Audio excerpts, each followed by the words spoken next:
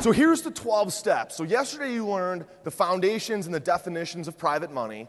Then you heard the rules and the regulations from Joe. Then you heard about self-directed IRAs and tax-free capital from Jill and from Matt from iPlan. And so now you have a foundation of all the different things you need to know about raising private money. Now it's about the execution of actually doing it. Okay, actually going out and getting the money. So step number one is to fill out what we call your Project 100, right? This is your list of prospective investors that can either buy properties from you, that can sell properties to you, that can cheerlead for you, help you build your brand by cheerleading for you, that can lend money to you, or that can be an equity partner with you. See, the one thing that I made a mistake on early in my career is I judged people by the cover.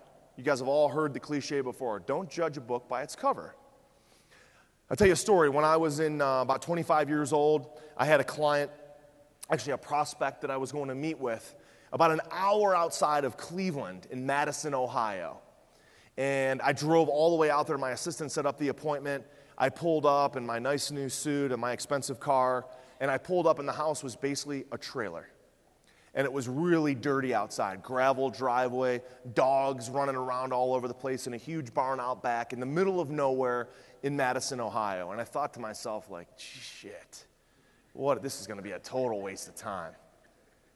I thought, well, I'm here, I might as well go knock on the door. I walk up, I was like afraid to knock on the door, the house was so dirty. I walk in, kitchen's a filthy mess, literally. The kitchen table felt like it was going to fall apart. The chair I was sitting on I thought was going to crack under my weight. There was a mound of dishes in the sink, probably like a week old. I was afraid to move or touch anything. It turns out this couple, the fella that I was meeting with, had worked for General Motors for 38 years.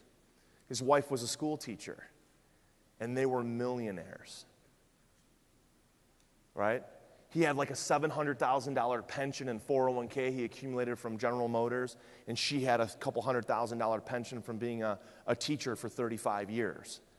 And I was so embarrassed after I walked out of there of how I prejudged them. And they became a client of mine, and they rolled over a bunch of money, and we did their financial planning for them. But it's the same thing with real estate and with private lenders. You have no idea the people that you know in your market and what kind of money they have or don't have. The people that you think probably have a lot of money are probably paycheck to paycheck. The people that you think are broke probably have done a good job of saving. It's like The Millionaire Next Door. If you guys have read that book, often the millionaire next door is the guy that's got, khaki pants on that are 8 or 10 years old with holes near the pockets. The guy's worth millions of dollars. Okay? So step number one is to fill out your Project 100 with everybody that you can tell your story to. Okay? Then once you have that Project 100, you want to make a second list of all the places you can go to meet other people.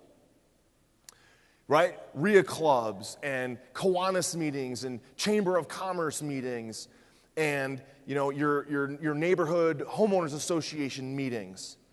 Okay? Your BNI, your networking groups, your meetups, your golf courses, whatever it is.